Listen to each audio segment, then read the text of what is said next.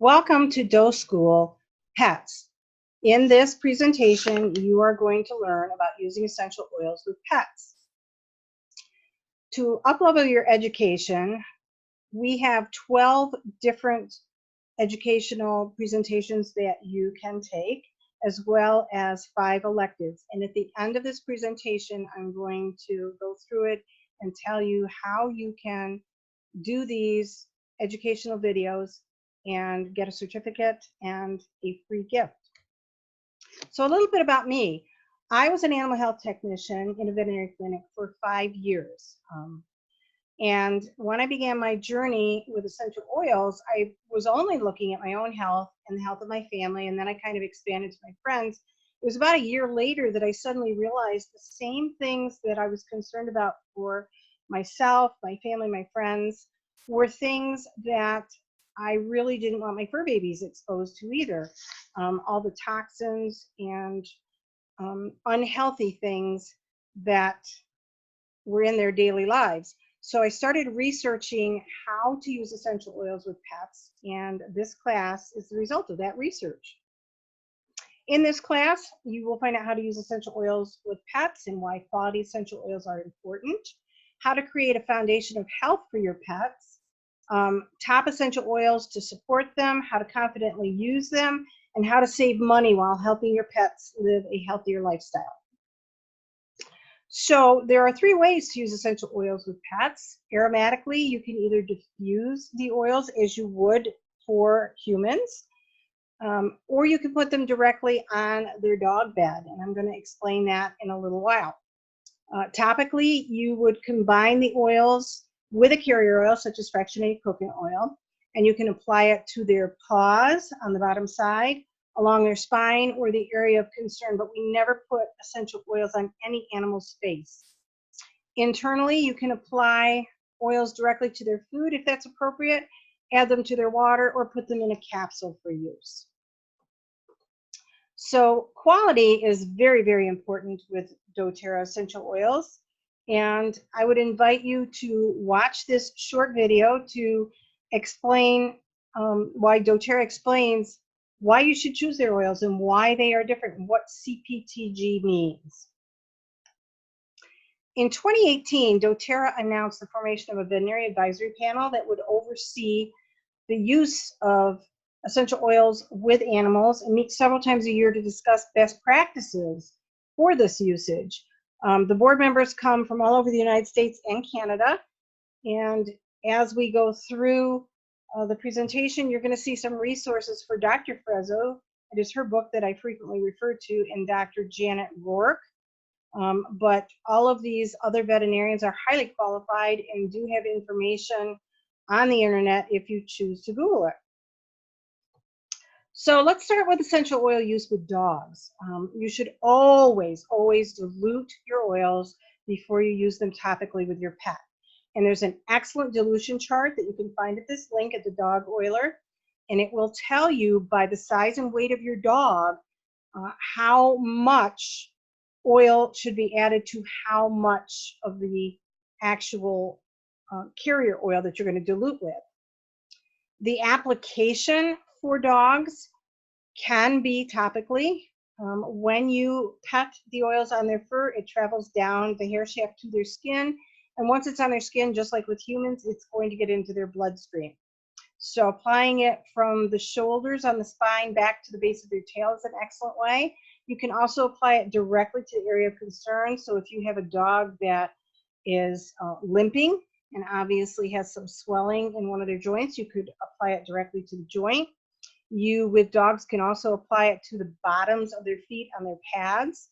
The only place you're not going to want to put it is on the face. Dog's sense of smell is about 10 times greater than a human's, and it would be very, very irritating. It would be the same thing as shoving an onion into your eye. So you never want to put them on their face, and you never, ever put oils into the ear canal. With cats, again, you're going to dilute before topical application, and you're not going to apply it to their face either. Not all oils are recommended for cats, so make sure you use a trusted resource guide. You're going to have some at the end of this presentation that you can refer to. But oils to avoid in general are citrus oils. Cats do not have the enzyme in their liver that allows them to adequately metabolize anything of a citrus base. And some of the veterinarians are going to caution you about using things like eucalyptus and melaleuca. So again, consult those resources. And when you are using a diffuser, whether it's with dogs or cats, make sure that you put it in a well ventilated area and have a way for the animal to leave the room if they're being bothered by the diffuser. I would never put them in a cage and put the diffuser right up against the cage. When I'm using a diffuser with my animals, it's usually on a windowsill and the doors to the room are wide open so they can come and go as they please.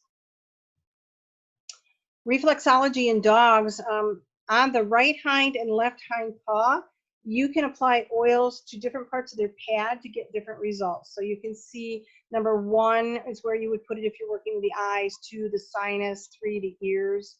And I only put a reflexology in here for dogs because cats in general do not like their paws touched, and you're probably going to get scratched before you can adequately apply any oils to the pads of their feet. Instead, a lot of the oil preparations for cats will tell you to put it in the kitty litter and mix it around. And then as they're pawing in the kitty litter, they're just naturally going to pick it up on their paws. Since they object to paw handling, there's a raindrop technique that can be used in cats. And what you're going to do is put the oil in your hand and mix it with the appropriate amount of fractionated coconut oil. That dilution chart from the dog oiler that I showed you earlier also had a dilution chart for cats. So I would use that as your basis for how much to dilute. And then the raindrop techniques means to rub your hands together so that there's really not a lot of oil left showing, and then petting your cat several times from the base of their shoulder down to their tail. That oil is going to get on the hair, go down the shaft into their skin, and they will absorb it into the body that way. Toxins that are in their body that you're addressing with this raindrop technique may hibernate as much as 7 days along the spine after their treatment. So make sure that your cat has plenty of water and free access to it during that 7-day period following this raindrop technique. When you're creating a foundation, supplementation can be something very important with your animals. And the Z-omegas, I'm going to talk about especially for dogs, because when I was first starting my journey in using essential oils with pets, a veterinarian who gave a webinar at doTERRA said that the Z-omegas were very beneficial for dogs who had hip dysplasia. And one of my dogs has hip dysplasia. He was diagnosed at 6 months. By the time he was 6 years old, he was very sedentary, and it became obvious that he was in some pain. And that pain is the result of inflammation. When I took him to my veterinarian, who at that time I was not able to find a holistic veterinarian, they prescribed a liquid fish oil because fish oil in research has been shown to fight inflammation. Then I came home that night and found out that I could use the Z-omegas with him. He's 55 pounds. I use 1 gel cap in his food dish. I don't have to pill him, although it's very easy to pill with these. And he has had a complete turnaround. He's very active, almost puppy-like in his nature now. Runs, isn't bothered, isn't showing any signs of hip dysplasia. So that is helping him with that inflammatory process. His skin and coat has also improved. He used to have kind of dry, brittle hair, and now it's very soft. His joint health is better. He has much more energy. In puppies, it can aid in cognitive development. And with your older dogs, as they start to age, you sometimes will see a deterioration in cognitive function. They can forget how to do things. They get confused and anxious. So the Z-omegas help with that. I don't know what the dosage is specifically for puppies, So that would be something that you would have to reach out and get information for. I don't have that at the moment. If you're going to create a healthy foundation for your animals, you really need to start with a healthy diet. And there are 3 options for diet. I'm not going to promote one over the other because there are pros and cons to all of them.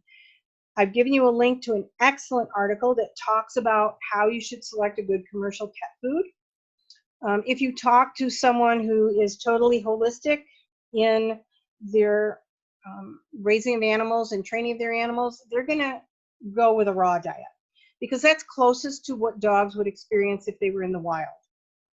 But the cons of that, it can be expensive. You have to know by the weight of your dog how much raw meat to mix and what concentration of meat versus bones and vegetables you should be using, and it can be time consuming. In our area, it's not always easy to get the components. When I was feeding my dogs raw diet, I had to order the meat a month in advance and then drive to Delhi to pick it up, which is an hour from my house. Dry food, the pros, it is convenient. And I travel with my dogs a lot. We camp with them all summer. Raw diet just isn't practical to take with us because it has to be kept frozen until you're ready to use it. And we don't camp at campgrounds where we have electrical hookups for our refrigerator. But when I buy dry dog food, I'm very concerned about the fillers and no grain. My dogs are on a completely grain-free diet. Grain tends to cause more inflammation and a lot of skin problems. If your dog is older and is starting to itch a lot, check your dog food and see if there's grain in it, because lots of times eliminating grain from their diet will help with that. You want to have meats in your dry dog food as your main ingredients, and even things like salmon or bison, venison are great. Canned food, again, is convenient. You don't have to refrigerate it, but be very careful about the ingredients in it. Your cheaper dog foods are going to have a lot of fillers in it, a lot of grain mixed in, even though it is a canned food. And that's going to create problems in your dog's overall health. Daily habits that are things that you need to look for your dogs or any pets, really. A daily routine. So if you're feeding your dog twice a day and you're feeding, say, at 7 in the morning and 6 in the evening, and then you start feeding randomly, well, one morning at 10 o'clock and another morning at 9 o'clock, it throws them off. Just like a human, if you're used to getting up at 6 in the morning and having breakfast, your body gets into that routine and it's used to having the nutrients available. You want to do the same thing with your dog. With my dogs, they are fed twice a day because we don't want them to have such a load in their stomach first thing in the morning. There can be problems, especially with large dogs like Great Danes. When they have too much food in their stomach and they start running before it's fully digested, they can actually flip the stomach and cause a torsion. So I feed my dogs twice a day so they get half of their allotment in the morning, half in the evening. Exercise is very important. If you don't have a kennel where your dog is getting outside and running around, or you're not able to let them out into your yard like I can here in the country and have them chase balls and do things, then you need to take them on at least one daily walk. It helps to keep them flexible as they get older and keeps their weight in check. And it's bonding time with you. It also is going to help you with your weight management. Use natural products as much as you can to reduce toxins in their environment. So I'm talking about things like maybe making your own dog treats or buying dog treats that are completely natural so that they're not ingesting chemicals. I make all of my own dog shampoos, my flea sprays, things like that, because the things that I buy in the store have chemicals in them. And those chemicals get on the hair, go to the skin. Once it's on their skin, it travels into their bloodstream. And it causes the same problem in animals as it does in humans. So you don't want that toxic overload in their body. And regular checkups. Once a year, it's just a good idea, just like you would for yourself, to take your dog to the veterinarian and have a checkup and just make sure that everything, their heart, their lungs are all working properly.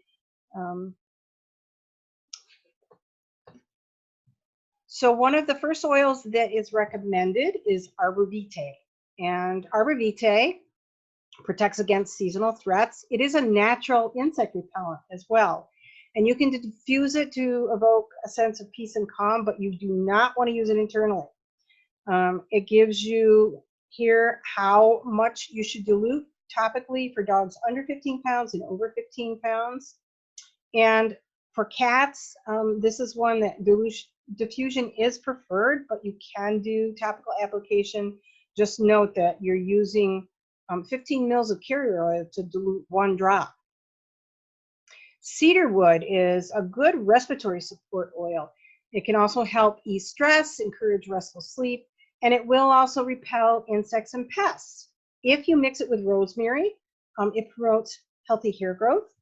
And if you have a rescue animal and you're having problems with social bonds with you and the animal, diffusing it or applying it topically can help with forming those bonds. This is another one that you're not going to use internally. It's a dilution rate of 1 to 30 for dogs when applied topically. And you can either then put it on the area of interest or pet it along the spine. Or you can diffuse it. For cats, diffusion is preferred. If you do apply it topically, please note that it's 1 drop of cedarwood in 80 drops to 100 drops of carrier oil. Okay, and then you're going to use that raindrop technique from their shoulders to their spine, or apply it to an area of interest as long as it's not anywhere near the face. Copaiba is one of my favorite oils to use. It can be diluted and used on scrapes and mild cuts. It'll relax sore muscles and joints, calm the nervous system. It actually does boost, promotes immune health, helps soothe and calm anxiousness, decrease stress. And this is one that you can diffuse, you can apply topically, or you can give it internally. The internal use is for dogs, 1 drop every 8 to 12 hours mixed in their food or in a capsule that you top off with olive oil. And that's really powerful for antioxidant support and immune health. For cats, again, diffusion is the preferred way, but if you are going to apply it topically, it's 1 drop in 80 to 100 drops of carrier oil. Frankincense, the king of oils, it has so many uses, just as it does in humans. And it's a great oil that you can layer on over something else.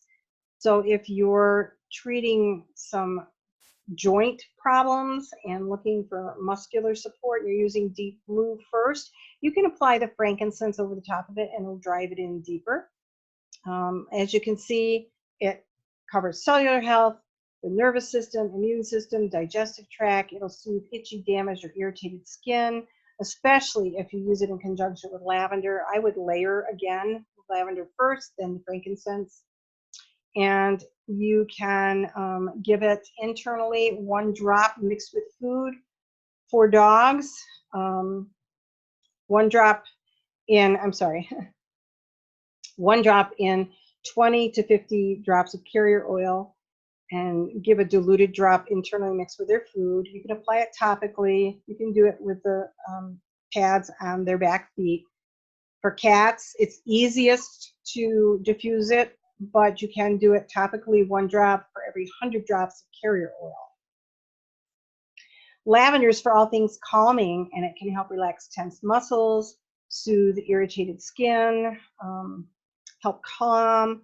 For dogs, you're going to dilute 1 in 20 to 50 drops, depending on the dilution ratio from the chart that we discussed earlier.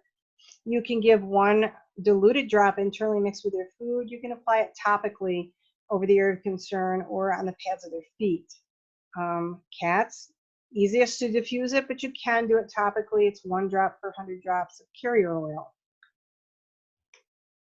Serenity. This is something that I use quite a bit with my dogs. Both of my dogs have thunderstorm anxiety. So I will put 1 to 2 drops in the diffuser. Again, I have it on a windowsill in a room where they can get in and out of the room. And I start the diffuser, and then I also dilute a drop in carrier oil, and I will apply it along their spine. And almost invariably within 15 minutes, they are sound asleep on the floor. They can sleep through very severe thunderstorms with no problems at all. With Serenity and cats, I would recommend that you only diffuse it. And again, make sure that the cat can leave the area if they so choose. TerraShield is an oil that you can make a spray with, water. It's really a bug repellent, and I use it on my dogs. I will spray them down on the front limbs, back limbs. My golden retriever cross has longer hair, so I'll spray under his belly, and then I spray both dogs along from their shoulders to the base of their tails on the spine. And I also will put about 4 to 5 drops in the sink in warm water and then soak their collars in it. I have 2 sets of collars, so they'll have a collar that's already dried and they're wearing that has been soaked in TerraShield, and I'll have another one that is ready to go so that when I switch them out, they always have a bug repellent collar to wear. Deep Blue is for joint support and muscles, and it is for dogs. I would apply 5 drops diluted in a teaspoon of fractionated coconut oil. You can use it along the spine, or in the case of my dog with his hip dysplasia, I put it directly on the top of his hips. And then I layer frankincense over the top of it. So if you have a dog with allergies, you can combine 10 drops of lavender, 10 drops of lemon, 5 of peppermint, 5 of frankincense. Top it off with distilled water or fractionated coconut oil in a 2-ounce spray bottle. Shake it up each time before you're going to use it, and then spray it along the spine and chest as needed. Please note, though, for cats, you're going to omit the lemon and the peppermint. Neither of those oils is indicated for cats. This is the anxiety preparation that I use with my dogs. We've already gone over that, so I'm not going to spend a lot of time on this. When you have arthritis, so in cats, you may see decreased appetite and lethargy, limping, favoring of one side, difficulty getting out of the litter box, less inclination to jump, climb, or even groom themselves. For dogs, they'll often lick their joints, or when you're walking with them, they'll fall behind you. You may even see mild swelling or feel heat in their joints. The Z Omega is something that I would definitely recommend for dogs, as well as the Deep Blue. With cats, there are veterinarians that do use the Deep Blue with the cats, but they highly dilute it, and they only use the raindrop technique for it, where you're petting down the spine. If you have an animal with bad breath, you can take a 2-ounce spray bottle and put 10 drops each of On Guard, myrrh, and peppermint. Not peppermint for cats, though. And top it off with distilled water. Then I would just lift their lip and kind of spray in along the cheek. You're probably not going to have a whole lot of success spraying anything in a cat's mouth unless they're very laid back. So this is probably one that you'll use more for dogs than for cats. Respiratory blend in a 2-ounce bottle. 5 drops of lemon, eucalyptus, peppermint, cardamom, and arborvitae for dogs. Top it off with distilled water. Shake it up before you use it, and you can spray it on the chest away from the face. You can also spray it down the spine. You'll note that lemon and peppermint in this are not to be used for cats. Both of my dogs, since they have Labrador Retriever in them, love to swim. And when you have a dog like a Labrador, their ears hang down. They often will get water in their ears, whether they're swimming in a lake or if they're just playing in a little pool that you have for them. when the ear hangs down over the ear canal, it stays moist in there, and then bacteria starts to grow. So as soon as my dogs are done playing in the water, I will take gauze, I'll take even a paper towel or a cotton ball or the tip of a dog towel, and very gently dry the ear on the outside, the inside, go a little ways down into the canal, but not very far. And then a drop of lavender, a drop of Roman chamomile, and a teaspoon of fractionated coconut oil mixed together can be applied to the outside of the ear and just the inner flap. Do not put anything in the ear canal for cats or dogs.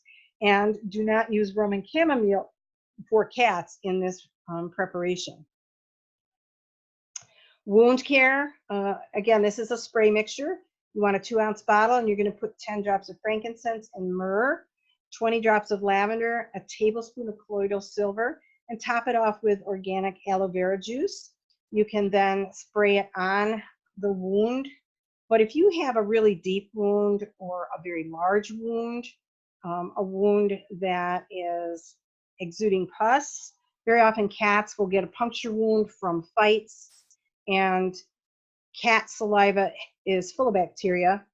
The bacteria gets trapped down in the puncture wound, and it may look clear at the surface, but down below the pus is building up, and it may actually turn into an abscess, which is very painful for the cat. So if you see a puncture wound on your cat, keep track of it very closely. If it starts to get very hard or get larger, you definitely want to take the cat to the vet because they may need to open it and drain it.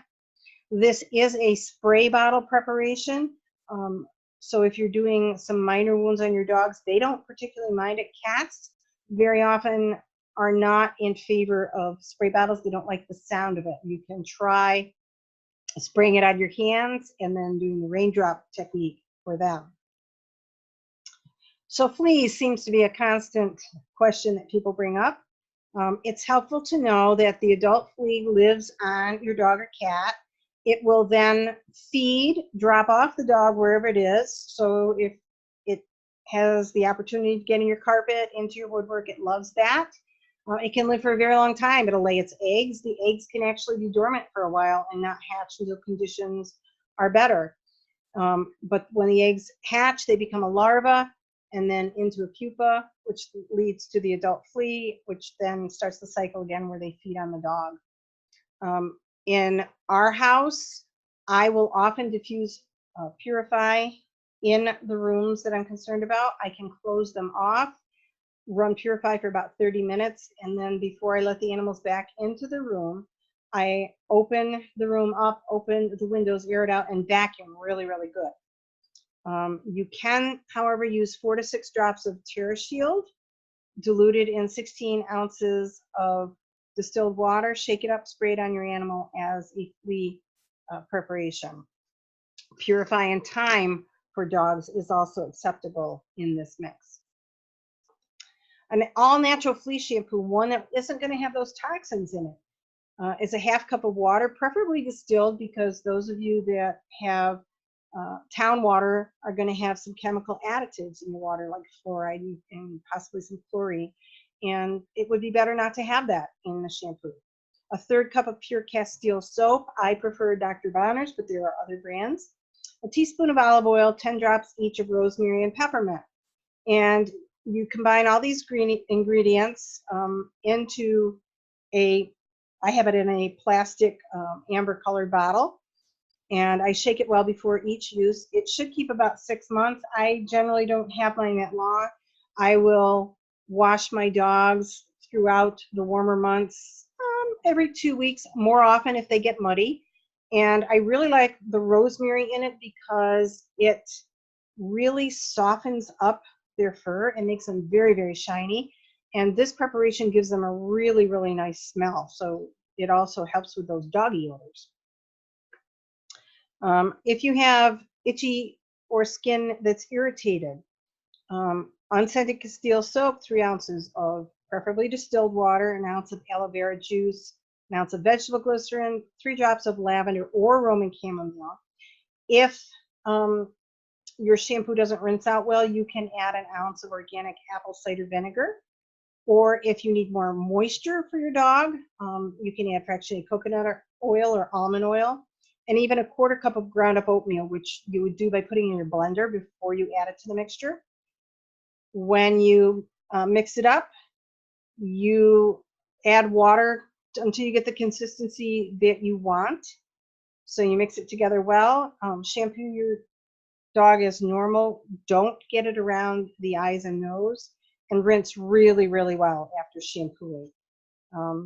If you've got a dog that is very itchy and has skin irritation, again, check their diet to see if you've got grain coming into their food. Consider those Z-omegas, and don't overbathe them because irritated skin will dry out with overbathing. For pet odors, the On Guard products work really, really well. You can use the On Guard concentrated cleaner in areas where maybe you have some puppy odors, you know, that's from a dog that's not quite toilet trained. So it's perfectly safe to use on your wood floors, your vinyl floors. It cleans, it eliminates odors, and it'll also give you natural protection against environmental factors. The laundry detergent has enzymes in it which specifically target and lift out stains without using any toxins. So whenever I'm washing my dog bedding or my dog towels after they've had baths, I do use the On Guard laundry detergent. And the foaming hand wash is not for dogs, it's for you. So after you have worked with your animals, you really need to make sure that you wash your hands well afterwards. And the On Guard foaming hand wash not only cleans your hands, but it softens your hands, and it gives you natural protection against those environmental factors. Everybody in their lifetime, unless their dog is totally inside, usually has to deal with deskunking their animal. So you're going to mix up a quart of hydrogen peroxide with a quarter cup of baking soda, a teaspoon or maybe even a little more of liquid dishwashing soap. I really prefer Dawn. And then add a drop of lavender or Roman chamomile. You are going to want to make sure that you wear gloves because you don't want to get that skunk oil from their fur on you. You're going to make this mixture up and then soak the animal with the mixture. Please do not get it around their face. I know that when dogs typically get sprayed by a skunk, they usually get sprayed face first. So if you do need to get some on the fur of the face, use a cotton ball and squeeze it out so that it's not going to run into their eyes. After you've let the mixture stay on their skin for a few minutes, rinse them really, really well. You may have to make up a second batch and do it again. This is not a preparation that you're going to be able to save. You're going to want to use it immediately and then get rid of any leftovers if you have it. Then when the dog is in the house, in your diffuser, using purifying lemon can help with the odors that may remain. Lots of dogs don't initially smell after you use the deskunking recipe, but then when they get damp, you'll get a trace of it back. So run the diffuser, and it'll also help with flea control. So additional resources that you can use. This book is the one that I use. It's called Spoil Your Pet. It is by Mia K. Frezzo, one of the doctors on the veterinary panel. I use this all the time. She has great suggestions in the front of how to use oils, how to apply them, what oils you should avoid, and then she goes through very specific conditions to use the oils with. She has a lot of DIY recipes. Other resources. Janet Rourke is a veterinarian out of Texas who has a website called The Essential Oil Vet. She will talk a lot about different oils. She also does large animal work, and she will often have a lot of information for horses on there and sometimes for cows. Mia K. Frezzo also has her own website. And then I use Dogs Naturally. It is a magazine focused on holistic, natural ways to raise your dogs, and it is written by a renowned trainer. and I've always found their articles interesting and helpful. Here's a quick reference guide for your pets. On the left-hand side is a list of conditions that are typical for dogs and cats. And then on the right-hand side are oils, but you're not going to use every oil. So let's look at allergies for dogs. You're going to start with lavender. And if lavender works well, you're fine. Then that's as far as you need to go. But if lavender doesn't work well with your dog, then you can move on and try melaleuca.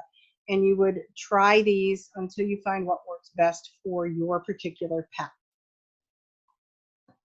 With doTERRA, when you have an account, you have something that is available to you, and it is what we call intentional shopping. You can think about all the products that you would normally buy in the grocery store or other stores that have toxins in them, that don't fit that lifestyle that you're trying to achieve for you and your pets. And you can start replacing those items with things that doTERRA has that are completely natural, safe, and effective. And you can set up a monthly wellness box. It's called the Loyalty Rewards Program. If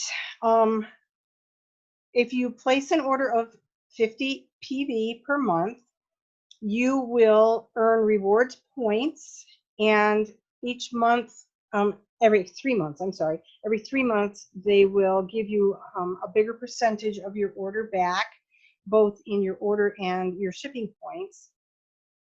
You only have to order 1 LRP a month to maintain the level that you're at. If you decided that at some point you wanted to earn money to help pay for your products, you can do that by doing an order of 100 PV per month. And if you do 125 PV a month, you'll also earn the free product of the month as long as you place your order before the 15th. doTERRA offers a free product every single month, and they change it up every month. So intentional shopping, it allows you to try new habits, swap out your toxic products that you would have been using in the past. I really like this because it used to take me a lot of time in the grocery store to look through the ingredients in the products and try and find one that was the least harmful for what I was trying to achieve. And it's really helped me to commit to healthier living.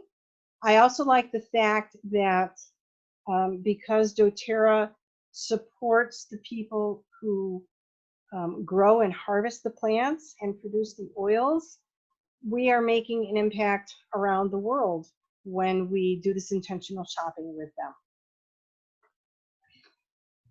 So the free gift for you. How to graduate, you need to complete 11 out of the 12 classes at the top and complete 1 out of the 5 electives at the bottom.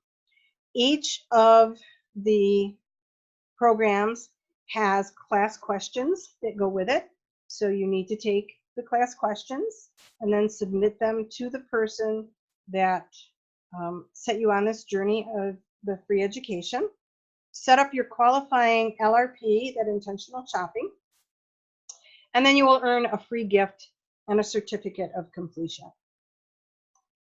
There are 3 lifestyle pathways that people can take with doTERRA.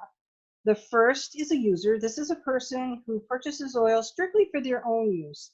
They're perfectly happy using them for their health issues, for promoting their healthier lifestyle. That's all they want. But sometimes people either start out or after they've been a user for a while decide that they want to help other people in their family. They want to help friends. They want to start using them with their pets. So then they start sharing the oils. And this can help them to sometimes earn free oils. They may get to a point where they actually are paying for their own oils because they're earning a slight income from sharing the oils, or they may decide that they really want a totally different pathway where they can create time freedom or financial freedom. So if you want to create a business where you empower others to take charge of their own health and be a part of disrupting medical care. It's not that we're against medical care, not at all, but current medical care system is based on treating your symptoms and not getting to the root issues. So your condition never clears up, they just mask the symptoms. If you want to help others take control of their health and their life, then maybe you want to consider creating this business through empowerment. I know through my business, I have created an amazing network of like-minded people, and I have time freedom now to go and do things that when I was working full-time at a regular 8-to-5 job, I could never do. Things like taking off in the middle of the week and going to spend time with my granddaughters. Getting a last-minute call, hey, do you want to come to so-and-so's Christmas concert? Well, yeah, I can do that now because I'm in charge of my own time. Financial freedom, maybe you want to pay for your oils, maybe you want a little bit of extra income coming in for something special that you want to buy for yourself. For my case, I had gone back and done I had done my doctoral courses, and at that level, the government does not give you any kind of money to pay those loans back. I would have been in my late 70s by the time I paid them off, and that just didn't seem reasonable that I wanted to work that long. So my income from doTERRA helped me to put extra money with the money that I was putting on those loan payments, and within a 2.5-year period, I completely paid them off, as well as completely paid off all of our household debt. We were able to have me go into retirement with no mortgage, no car payments, no credit cards, payments of any kind. And it's nice to wake up every morning with a specific purpose in life, that I have a mission to go out and help other people take control of their lives and their health. And these are just some figures that give you an idea if you did want to create a business of where you could potentially move. So I hope you enjoyed this educational seminar on pets. If you have further questions, please feel free to reach out to the person who referred you. If they can't answer your questions, they can always get you in contact with me, and I would be happy to work with you and help you.